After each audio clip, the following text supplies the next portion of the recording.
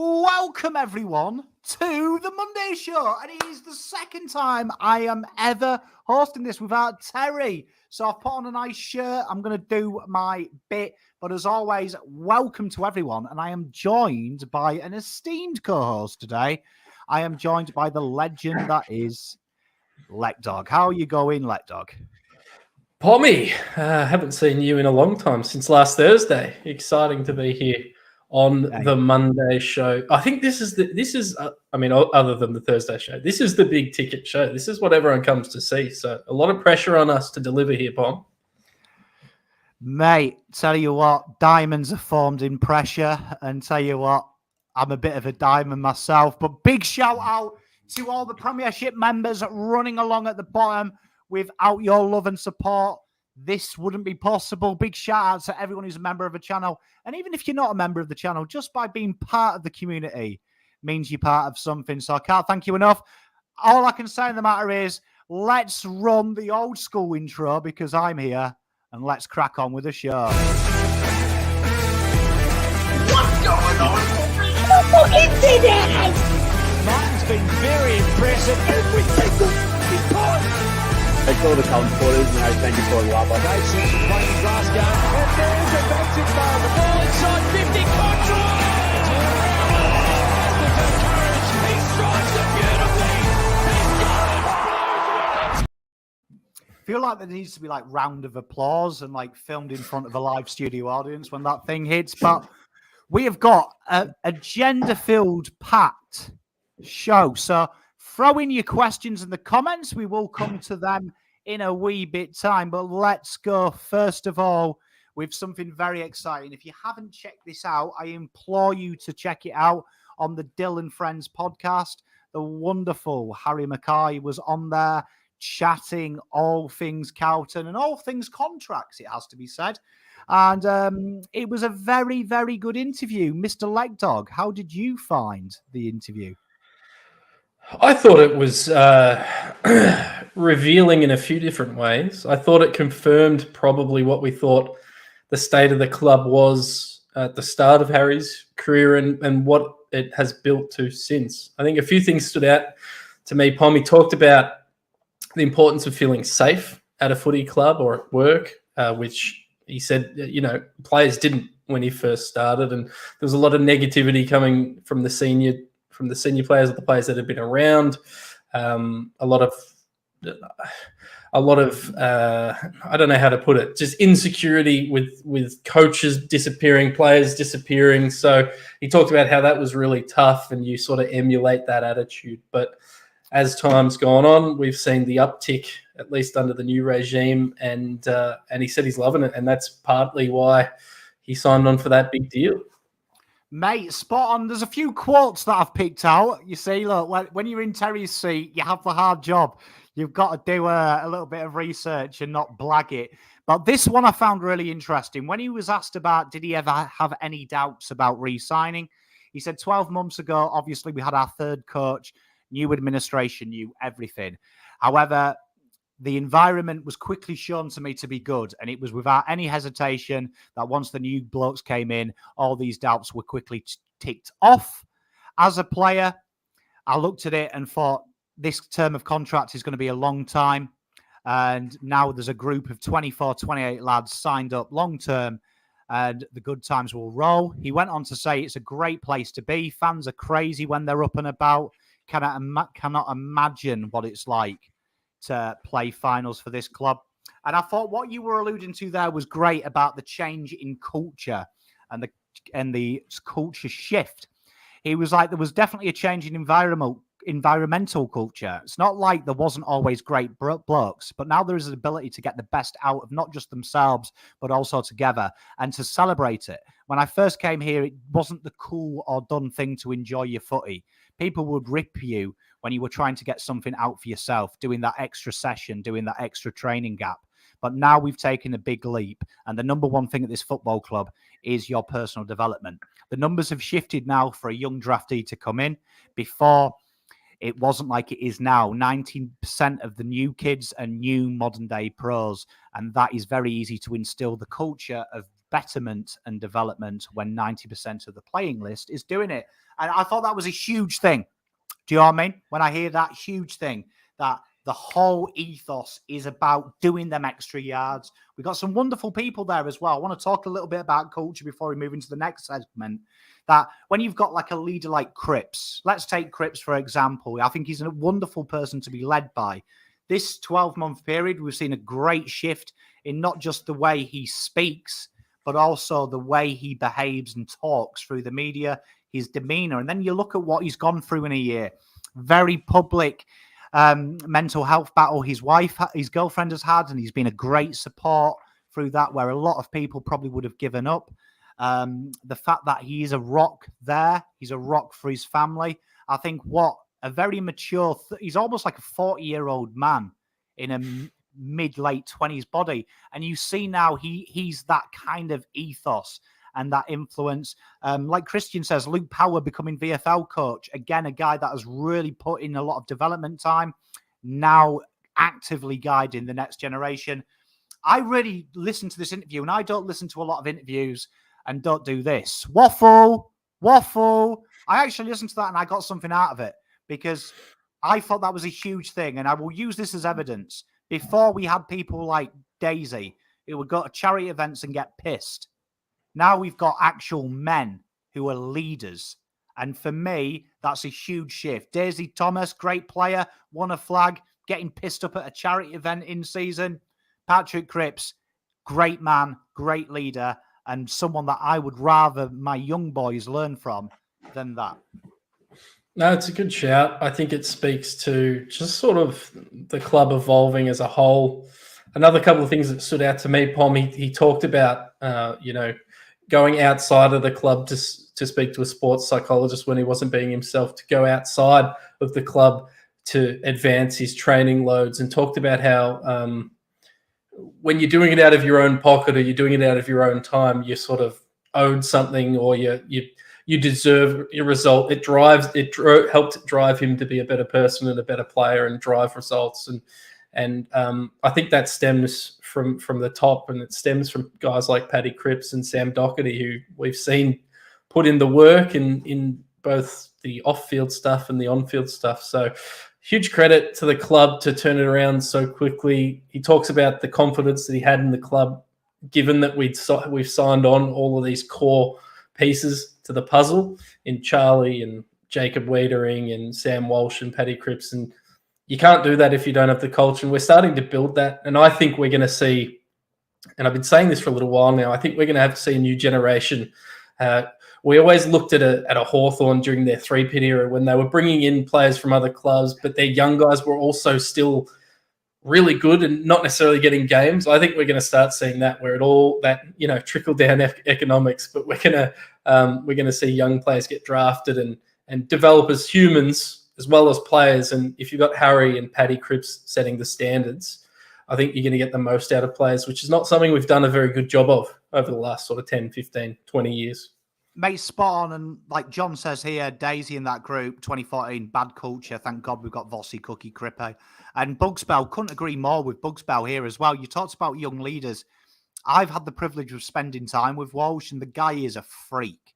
Like, I'm 36 years old, and when he talks about footy, I get excited because his passion for learning is unrivaled. Like, I'd love to work with someone like him.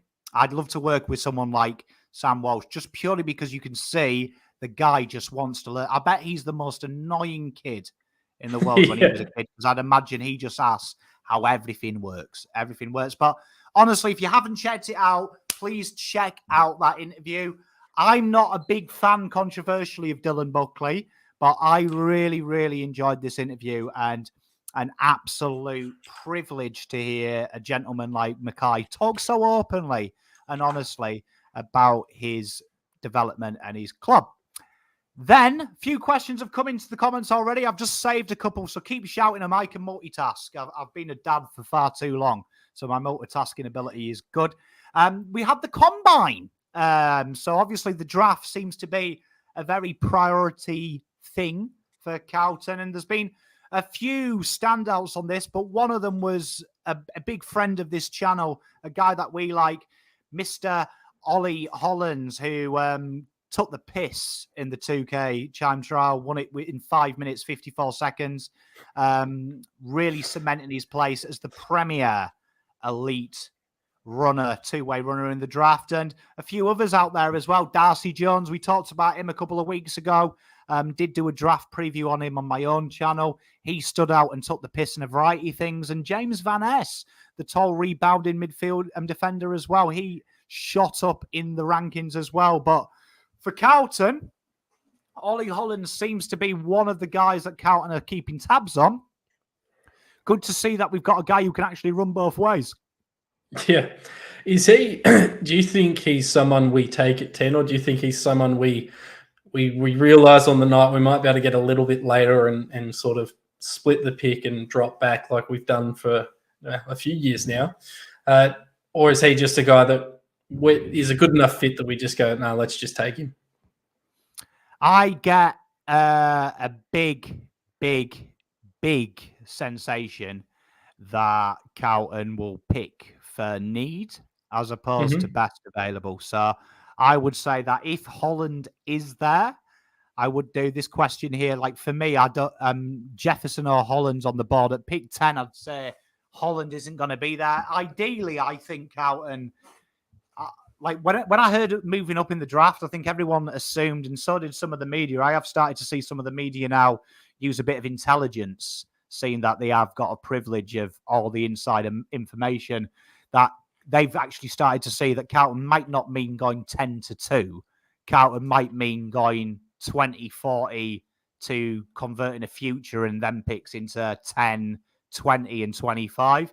So, yep. John, to answer your question, I'd probably take Hollands first, even though I'm a big fan of Jefferson. But I wouldn't be surprised to see Carlton suddenly sneak into them ones, to be honest. Yeah, I still think, I just got a feeling that given the way the first round pick rules are written and the trajectory of our list, I think they're going to move. Probably they won't move 10, but I think you're right. I think we're going to see him jump into that first round. It might be pick 18, 19, 20, 21 that end up, because you know how the first round of the draft drags on now. But I think we might see a late push into the back end of the first round, both for targeting a specific player, but also for alleviating some of the pressure to take first round picks over the next couple of years. So I think we're going to be movers and shakers probably on draft night rather than before then. But yeah, just got a feeling, Pop. Well, I mean, watching GWS's trade this afternoon for Jason Horne-Francis, which was really nice of them to jump up the queue, getting Cadman, knowing Cadman would be there with their first pick. They paid pick 12 for the privilege. I would be having a sniff at GWS's picks because, I mean, evidently GWS has spent some time in our league for Faffle, yep, where draft picks are just there for bants. So keep an eye on that. I reckon that you'll see something there. But this is what you've all come for. You've all come in here. Pom's hosted it, and there's going to be some negativity, isn't there, come his way. Will Setterfield is a bomber, and there he is, and that makes me feel physically sick to see him in that outfit. You know what I mean? Any remorse he's not there has swiftly gone when I see his face in that. But I want to read out some quotes before I get everyone's opinion. So put your opinions in chat, and I'm just going to read you some things before we try and delve into this. But this was said here by Nicholas Austin on the 1st of October. Jesus, 10 days ago. God, this month's gone. We're still working through Setterfield's management and what the future looks like for us and him. He's a player that's out of contract, but it's right for him to see what's out there. Discussions have been pretty open, but it's very early in the piece. In a perfect world, he is a required player and someone we'd like to retain. And we've been very clear on that to himself and his agent. Again, though, he has a desire as a young player to play AFL footy. And if that's at Carlton, or if there's an opportunity elsewhere that's better financially, that's something for him and his agent to weigh up on, right? Now, Carlton obviously have sold him. We've sold him we get a future fourth back and we give him pick 68. So I understand to the average Joe that looks like, oh no, we've sold him for free, right? Which is fair. You know what I mean? It's fair. It's a fair assessment. But me and Leckdog, being men of word, As we mentioned, this is today, so 2 hours ago. As we mentioned at the start of the trade period, we would like to retain Will. However, the terms he has been offered at Essendon are significantly greater than any offer we were prepared to present. With Will coming out of contract and given his very limited opportunity due to our depth in midfield, he was right to explore his options, and we're satisfied to facilitate a trade to provide us with an additional pick and therefore some flexibility. Will leaves with our respect and the friendships he's built here. So, I mean, for me, and I'm just going to say this while I get all your guys' things. When you go back to what we talked about at the start about Harry Mackay, talking about culture and building a culture. When you're out of contract, yes, you could do a Sauce, and I have no doubt if Sauce was there, he would have played a little bit hardball. But reading between the lines there, obviously for Will Setterfield, finances and longevity of the contract, it is a 2-year with an option of a third, according to Essendon. That says to me that he's a 24-year-old boy who wants decent guarantees. 2 years is good guarantees for him if it was just a year at Carlton. But also the financial aspect. But if you start holding players to account like that, that's going to backfire you in the long run. There's been many cases in the AFL where, if you remember when Stephen Silvani was there and Brandon Ellis's agent came out and was very critical and said that he would never deal with Carlton ever again and will make sure that no players that he manages would go there because of the way they're handled. It's a very small industry. So I like the fact that we've played hardball. We haven't played hardball anymore. The Fremantle deal, I guarantee you right now, with Blake Acres, we've got because we were so fair to them with Cherrett. We didn't fuck about, and they didn't fuck about either. And there's always a risk in these events that he could have chosen pre-season draft. So with the new rules now at AFL, he can come in and say, right, I'm going to go to the pre-season draft. I want a minimum 2-year deal with a minimum of 350, and that manipulates the draft. So we can maybe get somewhere. But remember the rules. North Melbourne have the biggest salary cap probably in the AFL. So if they wanted him and he didn't want to go there, so then you get that bad nature. So I hate this deal from a business perspective. Absolutely applaud it from a culture and doing the player right.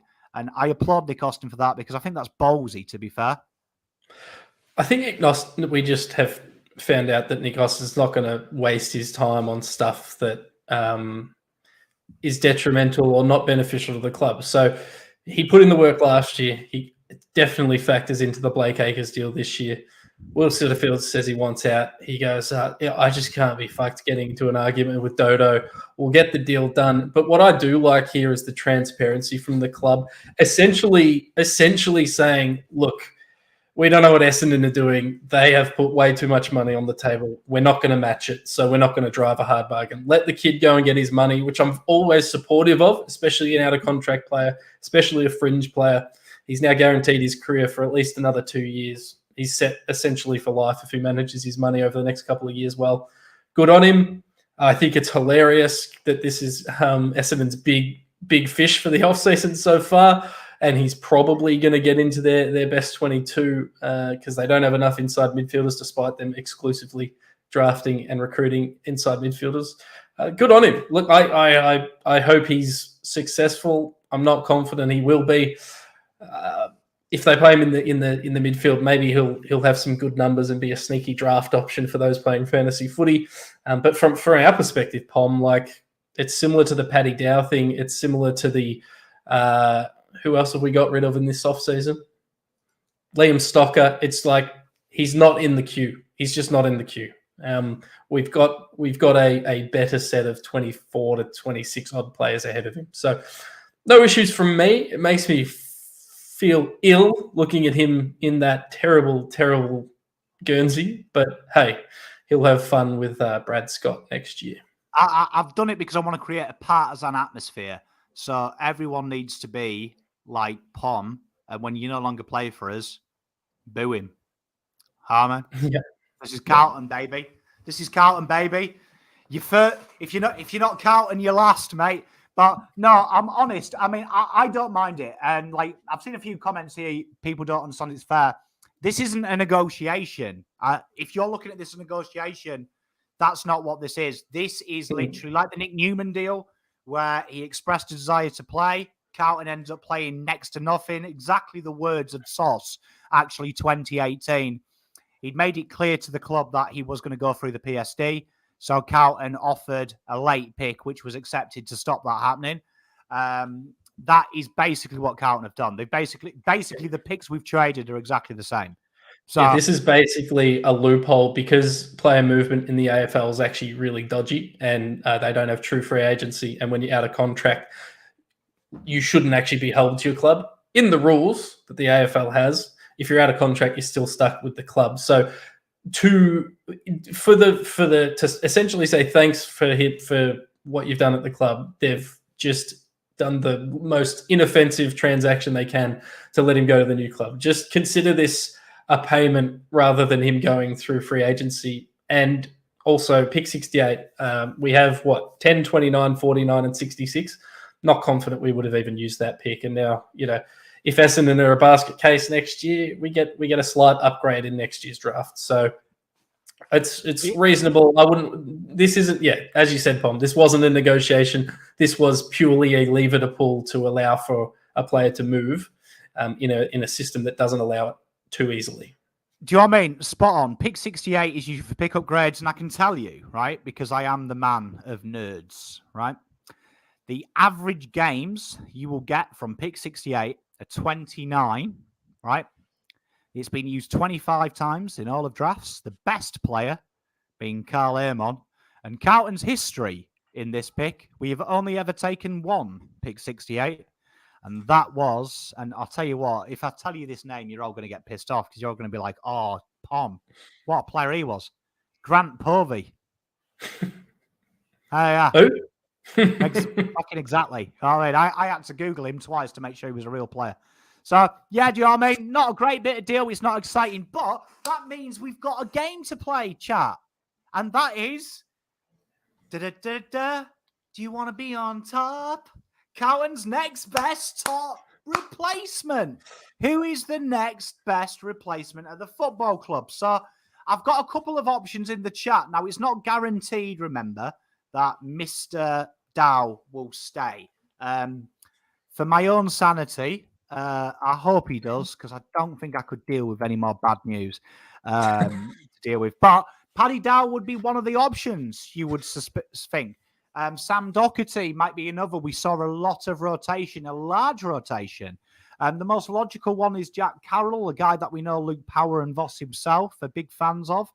Other options, though, available to Carlton on the list, though. This is only on the list. Remember, at the start of the year, Sam Philp got a huge rap. Not too confident of that. But remember as well, Ed Kerner looks like he will imminently be rookie dealed. But I am a huge, huge fan of Jack Carroll. And I see some great names. I mentioned him. Christian, John, Jordan. Gerbs is a big fan of Dow as well. We're forgetting the biggest name of all, Pom. The walking corpse, David Cunningham. He needs to come into this best 22 somehow. There's options. And, I don't want to be that guy, but the chances of having 8% of your list fit in 2 consecutive years, it's never happened in the AFL. No. It's never happened in the AFL. So you'd imagine that they've been quite clear in the intensity workloads of training last year was probably the result of some injuries. That has come out in recent weeks in bits of conversation with the club in the media. So, do you know what I mean? The way I look at it this way as a list man, if you were a list manager, the great clubs build it very quickly. Do you know what I mean? Their reserves are usually rubbish draftees. Do you know what I mean? That aren't expected to go into it. Aren't expected. Fogarty, great name, contracted till 2023 as well. Spot on. Who's played pure inside midfield. There is depth there. It is our most depthy position, which is why Dow struggled. Because Carroll got ahead of him. Setterfield towards the end got ahead of him. A lot of players have snuck ahead. Ed Kerno, again, would be another guy that, history of injuries is very low. So it could be, I actually would argue to say the most depthy positions at Carlton Football Club are halfback, flank, and midfield. Yeah. And specifically that inside midfielder or the accumulator role, the tackler, because Setterfield only had sort of one major strength, which was his tackling, he could find the pill, but obviously we moved him to the wing. It's actually not that hard a role to fill as well. Even if you're looking outside of our list with the listed guys, you got like Connor Blakely is a guy that could come in and play a role and be a depth player. Reece Matheson's asked for a trade from Brisbane. He could come in and play a role and be a depth player. Daniel Howe has been delisted by Hawthorn. He could come in and be a depth player. So there's a number of guys that could come in and do the same role, probably for cheaper, and just provide depth in that spot if we didn't have enough on the list already. So in terms of replacement, Pom, I know we don't have the Thursday graphics, but in terms of replaceability, he's a 10 because we can definitely replace his output. I can't remember what it was last week, but I think he was like 6 or a 7 in the terms of you might not get someone to play today who could do that in the draft, but you could get someone quite quickly to do it. And it wasn't a big need. It was like a 1 on the needs because we've got a lot. And I'll be honest, I'll put this to you, chat, right? Jack Carroll, would you rather give, like in an ideal world, Carlton's midfield last year wasn't really injured till the last couple of games, right? So they got through it, even with major injuries throughout the year. They got through it. So Carroll, remember, came in mid-year because we had one injury. Wouldn't you rather give Carroll 5 or 6 decent prolonged starts, bearing in mind that this guy was predicted to go top 10 the year after if he chose to go to the draft after? Very solid player, and his VFL form, once he got a bit of continuity, was pretty good. Or do you want Setterfield taking his spot? Me, look at Kennedy. Once he got his opportunity, he took it. Trust me, Carroll is a lot stronger, a lot higher ceiling than William Setterfield. Yeah, if we were competing for a flag and we were looking for at the floor of a player and that you were going into a must-win game and you were like, geez, I just need players who I know I'm going to get a C-level output out of, you might pick Setterfield over one of these young guys. But I'm with you 100%. Give the games to the young guys while we can, while we're growing still. It's a great opportunity. And, yeah, as I said, Will Setterfield, good on you. Go and get your bag. Probably going to boo the shit out of you, even though you haven't done anything to deserve it other than pull on a different coloured Guernsey. But, hey, that's enough for me. Yeah, Jed, tell you what, see you later, Will Setterfield, mate. Au revoir. Right, and then we've got a thing called Smokies Late, the Geelong way I'm calling it, because Geelong have one of the highest amounts of pick 50-plus players on their list who play. So what I did is I thought, let's look at another option, right? Let's just pretend we live in a world where pick 49 is how we find Setterfield. And there's 2 guys here. I'm just going to throw some names out, and I want you to just have a wee look at just what's possible. One of them, and I'm scared to say this because he's a Moorish medal winner, but one's Taj Campbell Farrell, Dandenong Stingray boy. And this kid here is very similar in the terms of probably what you were looking for. So if you were going to go out in the draft and say, look, I need someone like Setters, you're probably going to be looking at someone that tackles all day, that's a bit of a grunty workhorse. And this kid here averaged over 5 tackles, was very strong, is that kind of bigger-bodied little brute force. He's got them raw skills. And I was listening to an interview with the list manager at Geelong the other week on a podcast, and he was saying that they focus on selections in what they're looking for. So if they were looking for some guy that tackles and recycles the ball in the corridor, they're looking for someone just with high tackle numbers. And they back their skills system in to teach them the handball and kicks. So 28 touches at juniors, 6 tackles, 7 clearances. He might be a guy. And another guy I want you to look at is Jake Walker at Glenelg in South Australia. 5 tackles, 7.8 clearances, 24. Bigger body. So they're 2 options that, in my opinion, might not play next year, but very quickly in the right system would be your 6th midfielder, 7th midfielder, which, let's be honest, Setterfield was. Yeah, yeah. I don't mind the Geelong way, targeting those fringy players or the older players and pushing them to the skills. But, Pom, there's only one player I want us to draft in this offseason, and that's Braden Crosley. And he doesn't fit the role, but he's the only player I want us to draft. I don't care. I just bring that big bastard in. He looks like he's 40. He's only 23. That's who I want. I don't care about filling Will Setterfield's role. Bring in Crosley. The Rock. The Rock. Tell you what, he's quite the guy. But let me know what you think in chat. Is there any later picks that you guys and girls have seen? But there is a matter to attend to that's serious before we get onto the cool stuff. You've all made me bring it out, chat. On social media, we thought we'd retired this. It's seen better days. The Vospiracy cap. You know what I mean? It's been thrown up, ladies and gentlemen. I had it in the corner of this office. Thought this was the time now that it was gone. But sometimes things happen, right, where you question things. I understand we had COVID. You know what I mean? So things started getting a bit heavy, didn't they, when we had COVID? We all started to question everything, right? Which is cool. That's good, right? But I've seen some things now, like, Setterfield's gone. Stocker's gone. There's something going at Carlton. There's something going on at Carlton that we don't know about. Carlton have got a horrible culture. Carlton have got hate players, right? Come on, everyone. Let's just all calm down a little bit. This is what a real sports club's about. You get rid of people that aren't good. That shouldn't be frowned upon. Out of 17 other AFL clubs, the one club that came in was Essendon. They were going to be like fucking bottom next year. We used to be Essendon. Going, oh shit, Geelong are selling someone. We better get him because he might be good. Essendon's Geelong. Essendon's Geelong, mate. This is a time to celebrate. This is a time to find anyone called Michael and kiss them on the lips. Anyone called Nick, kiss them on the lips. I'm telling you now, there is no conspiracy at Carlton. This is doing this job for you guys. It's a privilege. And I hear everything Carlton say and everything the players say. This is the first time ever I've heard any player mention Carlton Football Club in the positive. Ever. There's always a negative.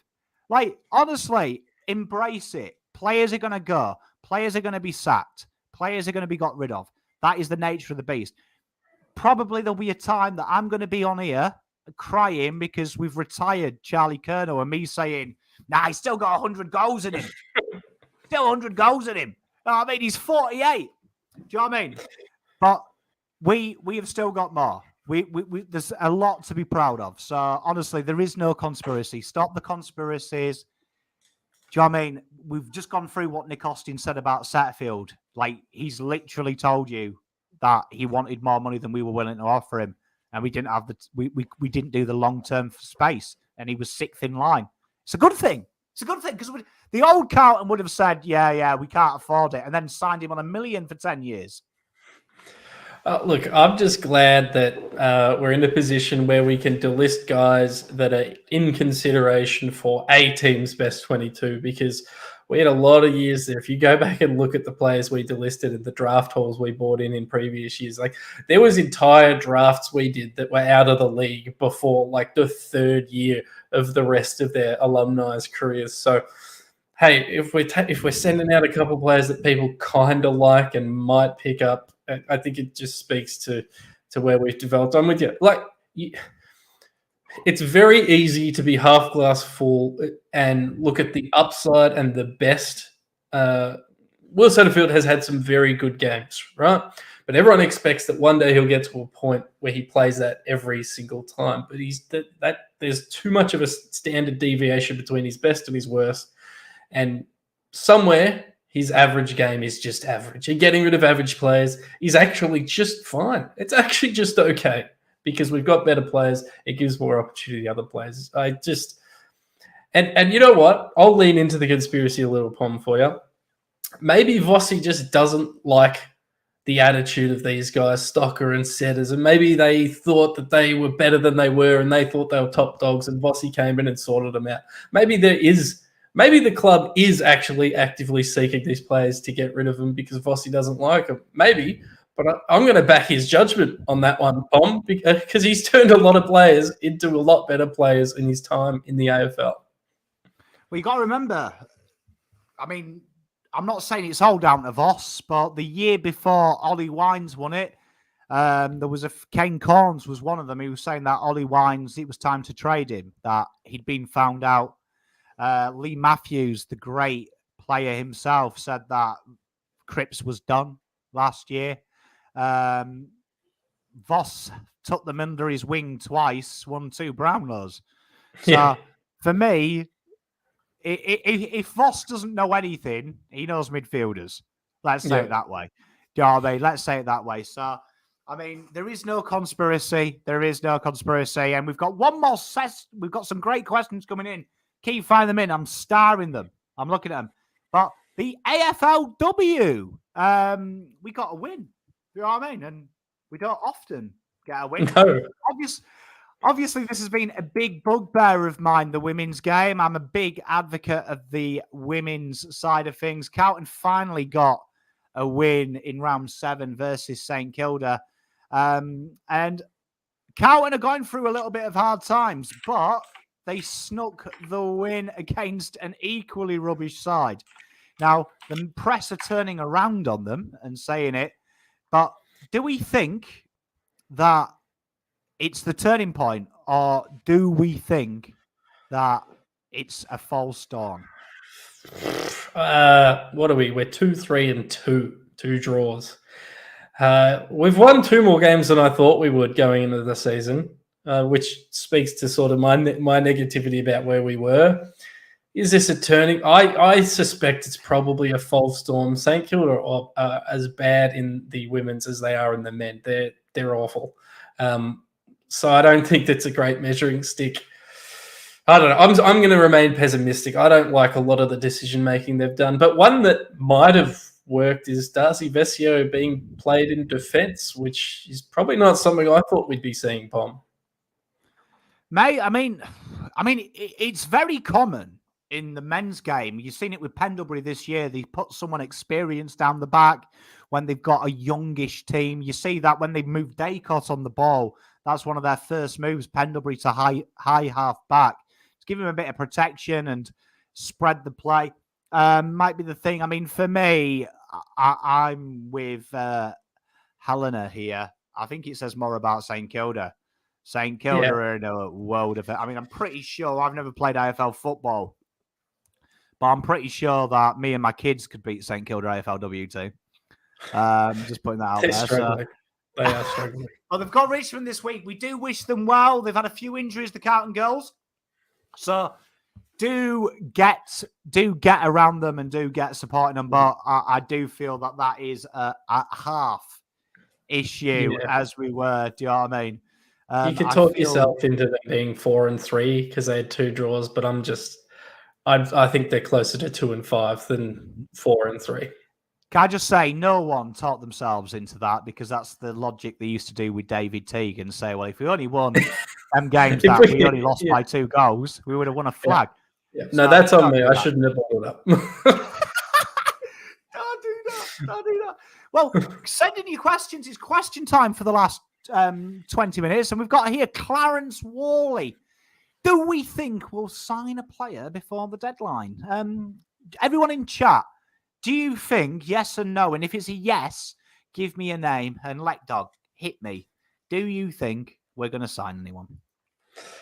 I don't think in the trade. Look, I said this last week on Thursday. I said it again today. I think there's a 1% chance that we will trade a future 4th round pick for Reece Matheson as a depth player. I think there's a 1% chance of that. Outside of that, any player acquisition we do will be through the draft or through the supplementary selection period. I don't think I think in terms of trading with players involved, I think we're done. I don't think Paddy Dow's getting moved on, and I don't see us bringing anyone else in. So I think we're done at this point in the trade period. We may bring in some delisted free agents as well. There's plenty of options out there that I think we will actually look at. But in terms of trading, I think we're done. I think Daniel Howe is a name that it will be on in the Carlton recruiters' eyes as a delisted free agency pickup. I think established players. I think it'll be something a bit later on. I don't see it. I don't see us doing it. Bailey Smith, says Ari. I'd take Bailey Smith. It'd be all right, wouldn't he? Do you know what I mean? I agree. I think the only deals you'll see from here till then is probably pick swaps, which I've got a few in the question, so I have seen them. It feels like Dow's staying, doesn't it? I don't know. I mean, I think if Carlton could snag a third, I think maybe he would then reassess and maybe try and make a play for someone like Jed Anderson or someone like Daniel Howe and go, look, tell you what, we'll just get a mature age backup in now. And I can bundle up 2/3 and go into the second round maybe with a future. I mean, GWS evidently don't even value their draft picks. So no, they do not. Nick Austin ripping off Fremantle for Blake Acres, he might be able to do a deal with 2/3 and they give us pick 2. I think it's, the way GWS are trading at the minute. But I mean, I suspect we'll come on to that talk here. This one's a great one from Christian. And is there any names in the charts that you're looking at? But obviously, he's taken over the VFL coach role, and the club has confirmed that he will retain his development role as well, which would allude that probably another assistant comes in. We are, if that is the case, 2 assistants down from where we usually are. Is there any names floating around, chat and Mr. Leckog? McVeigh stood back, took a step out of GWS today. I don't know anything about the circumstances behind it, but he was there for 9 years. He's a name. That's about all I've got for you, Pom. Very fucking exciting. Come on. You're meant to excite me on here. You're meant to excite me on I mean, I don't know. Do you want me to say we're going to... Joel Selwood's coming? Joel, everyone seems to want that in the chat. Joel Selwood's coming. Joel Selwood would be a good name. Go. I just wanted names as suggestions. They don't have to come. We don't have to start a trade rumor on this show. But I'll be happy to be his assistant. I mean, I don't do anything on weekends. Daisy Pierce and Joel Selwood. I'd love both of them. Do you know what I mean? I'll say O'Keefe will be missed though, Pom. I think he was pretty underrated, and I think the way he connected with those development players and the younger players on our list, I think it'll come out that he was and I'm a little biased because I know a couple of people who know him via the club, that he was absolutely loved around there. So I think he's going to be an underrated loss for us. But excited to see what Power can do. And I mean, imagine if you're one of the VFL guys, you're either one of the young guys or you're one of the older guys trying to reestablish himself, and you've got Luke Power standing there telling you what to do. You're going to run through walls. You are going to lift. You're going to try and meet his expectations and exceed them. And I think that can only be a good thing. So I think he's a good replacement, and interested to see what happens in the assistant coach. I reckon if it was a Joel Selwood or a Daisy Pierce, we would know way more by now than we like. That sort of stuff doesn't get kept secret. I agree with you. Joel Selwood, Nigel Lappin, Hurdy, Lepich would be great. Yeah. Pommy, your wall needs, as you can see, there is a massive hole in there. If anyone wants to know the story behind that, I'll give you a short story. Don't have kids. Don't have kids would be my thing. Put Charlie Coleman. Oh, mate, that will go up there. I'd like to see some form. You know who, a bit of a dark horse, and tell me in the chat what you think of this one. Robbie Gray. Oh! Robbie Gray. Bring him in as an assistant line coach. Yeah, he could tell us about all the times he ripped our hearts out of our chest. I mean, David Mundy is another one, right? That it won't happen because he'll live in WA. But I like the idea of bringing in a recently retired player who has experience of playing finals, has shown leadership qualities. I don't mind the idea of bridging the gap there, and because one thing we always talk about is development of players, but development of coaches. is something that good clubs do really well. And you see Geelong, they just pump out ex-players into professional coaches 24/7. I'd love it if we became a club that started pumping out really quality coaches. Richmond does it as well. So we never talk about that part of the game, but that's a really important aspect. So bring in a recent retiree or someone who's not had too much limelight, develop them. I think that's a good thing. Josh Kennedy from Swans, great shout. Greg, do you know what I mean? I don't mind that. I mean, you've got to remember as well, this time last year, Geelong got rid of Scarlett and a few other coaches. And there was an article made saying that when you replace a winner like Scarlett and replace them with unproven like Eddie Betts, Grigg, and Josh Jenkins, there's going to be a skill gap. Ended up winning the flag. So I think someone like Robbie Gray, someone recent, helps keep the coaches connected. Do you know what I mean? Helps it connected. And I just think Robbie Gray, especially with someone like Motlop, I see a lot of Robbie Gray in Motlop and think he's got the intensity, he's got the heart, and he's got the skills. Probably lacks the brain at the moment. Probably lacks the brain of when to turn it on and when to not turn it on. So for me, someone that I would like to look at. This one here, Patrick, we've got the Camporelli brothers coming not this year, not next year, in 2024. So they are to look out for. Lucas and Ben have been tearing it up for South Australia, averaging 21 and 18. Incidentally, one's a right pegger, one's a left pegger as well, both wingmen. So don't get too excited about them yet. At the moment, though, they would be top 30 talents, but a lot can happen when you're 16 to 18. It's probably the biggest riser and faller because as a young man, things get in the way, don't they, when you're 16 and 18? Yeah, a lot of things too. One thing in particular.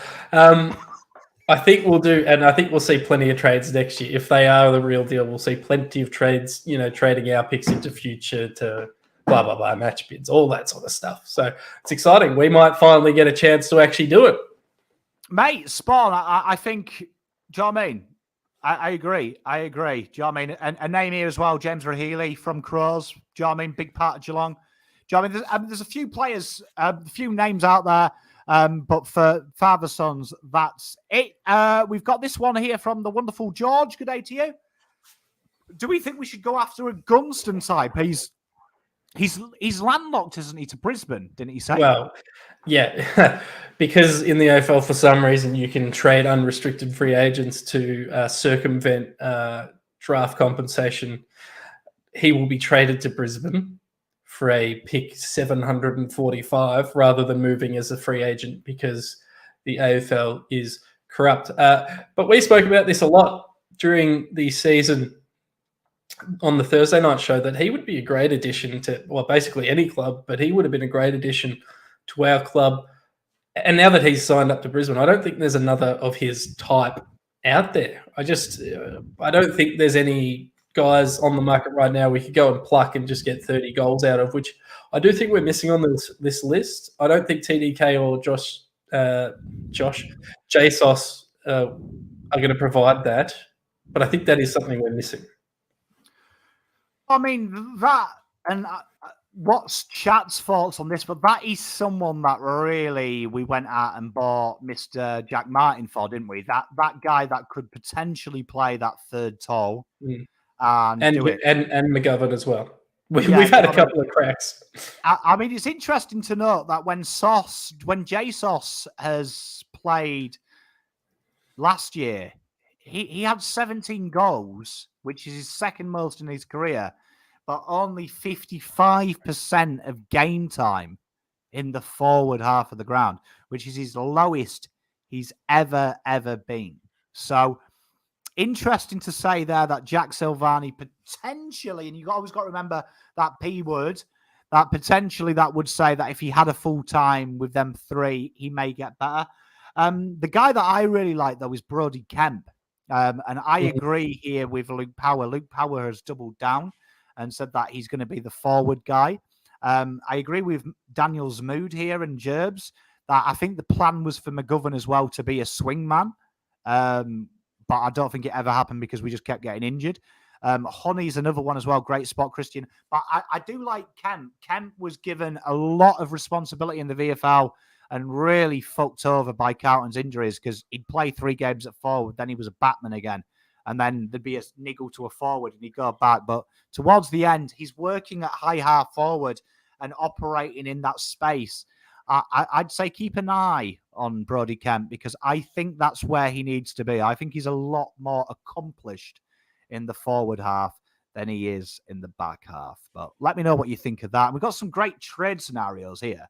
You know I love trade scenarios, chat. You're cheating. Me and Black Dog can talk about these. This is a good one. A lot of you have done this. I've just picked on Lou because the chat was going too fast. But he said, what about pick 10 and a future first for pick 3? So I'm assuming you want Harry Sheezel. So thoughts, Harry Sheezel. I am not a huge fan of trading out our future first this year. I'd actually rather go the opposite. I wouldn't want to move to the top of the draft. I know there's some real talent there, but I think in terms of what we need, there's a couple of players we could target at 10. And as I said earlier, my preference would be to get into the back end of the first round to maximize our flexibility over the next 4 years. So for me, I'm not looking to jump up into the top 3. I know there was some talk on Twitter today that the Roos were looking to split one of the pick 2 or pick 3 and send it out after trading pick 1. But they also at the same time said they're really happy because they get to take 2 of their targets instead of just one of their targets this year in the top 3 or 4 players. So I'm actually not confident that. I know Cal Twomey has mentioned it, but I don't think that pick's actually available. I don't mind the idea, Palm, of jumping up because we spend a lot of time in drafts jumping down. But in this instance, I think we can just hold our horses. Oh, I mean, it's a tough one because like the Sheesmeister General he's a very, very good footballer. I mean, he's got everything you want. Very similar in that aspect to kind of like a clone between Tom Papley and Toby Green. Does some phenomenal work running really hard one way, high half forward. Also one of them players that's got an uncanny knack to play big for a small guy, can play it. My only concern is if you're giving away next year's pick 14 to 18, when we win the flag, it'll be pick 18. For Sheezel, is Sheezel worth 2 firsts now? Honestly, I don't think so. I don't mind, though, that being said, this one. A few of you have mentioned this one. This one is probably one that I'd be more turned on about doing. If Carlton could keep 17, do a future first and 29 for 14-17. Now, I'll tell you for why. There is a few Sydney Academy guys next year that are highly touted. But I can't see, Sheezel. If you wanted Sheezel, Carlton wanted Sheezel, I'd imagine they'd be touting that deal as early as possible. So he's definitely a top 4, top 5 pick. So very good player there, Sheezel. Probably the forward we want. So if Carlton were looking for that, I'd say pick 10, you've got a chance of Bailey, Bailey Humphrey. I don't mind this, though, by Random Maniac. What do you think of that? If we can try and get that for a future first and a bundled up pick? I'd do it for 10 as well if they were willing to accept that 10 and a pick. Reason being, and I keep mentioning this for the folks at home, in the AFL at the moment, you have to take 2 first-round selections in a 4-year window. If we got 14 and 17 this year, it would mean over the next 2 years, technically 3, but realistically 2, we could trade our firsts out with no repercussions and acquire a out-of-contract player or a disgruntled superstar who wants to come to the Blues and win a flag. So I'm all about maximizing flexibility. So I love that suggestion. Yeah, I love it. I mean, and I agree with Daniel here. He is a wonderful young Jewish boy.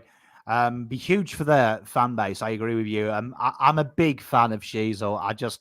I'm not even going to contemplate it because I've disappointed myself many a time in a draft. So you know what I'm like for a small, hungry, goal-kicking forward. Every time I like one, another club picks him up. Sammy D, is there a Silvani son left? Tom, he's been and gone. 20 years old this year. They always say the one is the best, but Yeah, don't they? Having watched them all at the juniors, the one with the highest ceiling was probably Ben, purely because at 16 he was kicking goals, but faded dramatically, work ethic rise. Jesus was always the most logical one because he was consistent. And he's playing, I think, for the old Zarians now in like Div The D. Baffa or whatever. Yeah. You know what I mean? So, no more Silvanis. Matt Gandolfo. Tell you what, that was a bit of a pause, lag between my brain. Show pass. Do you know what I mean? TDK, is anyone worried? So talk to me in the chat. Is anyone actually worried about TDK's contract? Let Dog, are you worried? People are not going to like this answer. I'm not worried because I'm not worried if he wants to get paid a shitload and do it somewhere else. Not that I don't dislike, not that I dislike him, not that I don't think he has upside, but that if he, as the very talented Kane Corns has suggested, is an $800,000 player a year, I think you can live without that, because I still don't know what his best position is. I still think his best position is as an intercepting tall defender, but that'll never happen. But that's still what I think it is, Pom. So am I worried? No, purely because, this will come back to bite me, but I'm nonplussed on whether he's on the list or not. I know people are going to hate me for it, and they're going to play this back when he's won a Coleman or a bloody best and fairest or whatever. But yeah, I'm pretty nonplussed on Tom De Koning. I think even if Geelong are sniffing around him, I just don't see it. I mean, I'll tell you for this. Maybe Poms are built different, but I have never, ever heard of people wanting to work with their brother. It's crazy. I have never heard it. And me and my brothers were really competitive. I'll tell you what, I'd want to kick his ass at a different club just so we can go and have Christmas dinner, and me being like, I won't want to work with him. Maybe when I retire, but as a young man. The second thing as well is, I think, again, back to the culture. If TDK is coming into Carlton's contract and demanding anything more than 550, 600, do you know what I mean? With his ability and what he's shown, when players who are 20 times his ability signing up and staying, to me, that's laughable. Like, if I'm TDK now, I'm going in there and I'm wanting to stay with this group. I mean, when you see the largest part of our core is wrapped away anyway to 2025, if you want to leave that now, do you know what I mean? Like, Harry and Ben, they didn't want to be drafted together. Do you know what I mean? Like, Ollie Henry, yeah. But do you know what I mean? Ollie Henry, do you know what I mean? That's mental. Like, I mean, for me, yeah, I agree, Sammy D. I want to pay... I'd be looking at a 400 back-ended deal, which I can get out of if he doesn't do it. But I don't see... Honestly, I don't worry about it. Do you know what I mean? I couldn't be any less... I'm like Let Dog. I want him to stay, but I couldn't give 2 iotas. Don't sleep. Now Harry's there. Don't care. How long until another club sweeps in Ash Hansen? Seems very respected by the players and coaches. It's coming. It's going to come. Do you know what I mean? The AFL new niche, isn't it, is take an assistant. It seems we've gone from the same people get the same jobs all the time to now, if you're second in command, you'll get better. So it's going to happen. But I mean, yeah, he might be coaching Brisbane or North Melbourne next year. We still don't know what's going on there. That's a wait and see. I do think the big thing from a Carlton point of view, though, is remember that a good culture creates opportunities and you don't stand in the way. So we have that mantra at work, creating opportunities. It means that I don't stand in front of you if you tell me, Pom, I can go to this place and earn 10K more the year. I'm like, Go on. Yeah. Do you know what I mean? So if he has to, he has to. It does make me worried though, because obviously the ethos is built. But I would back Cookie and the group to get the right type of people in. Do you know what I mean? To get the right type of people in.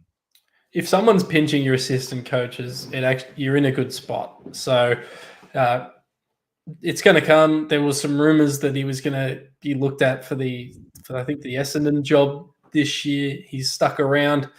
As we progress, he might make the call. We're going to win the flag next year, and then he goes, all right, now I can see myself out. We might get close to winning the flag next year, and he might go, I'll stick around. Let's get this done. So, yeah, as I said earlier, in terms of developing those younger assistant coaches, you've also got to let your assistant coaches go to better opportunities if they become available, which they seem to become available at least once a year. Spot on, and they're going to happen if you're a good club, like you say, you attract it. Like Hawthorn, they had nearly every year an assistant became a head coach. I mean, we had one. Let's not talk about him, but it happens, and if that happens, though, that's more on Voss and finding the right fit.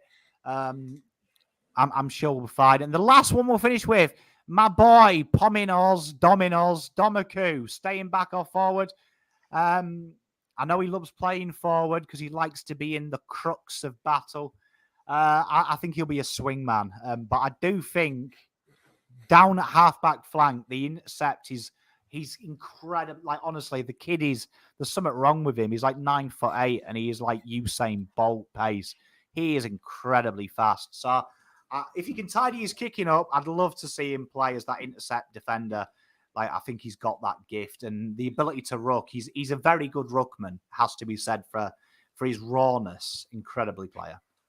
No, he looked good in that Collingwood VFL game in round 23. I think he started forward in that game as well, if I'm remembering correctly. Yep. But no, he looked good.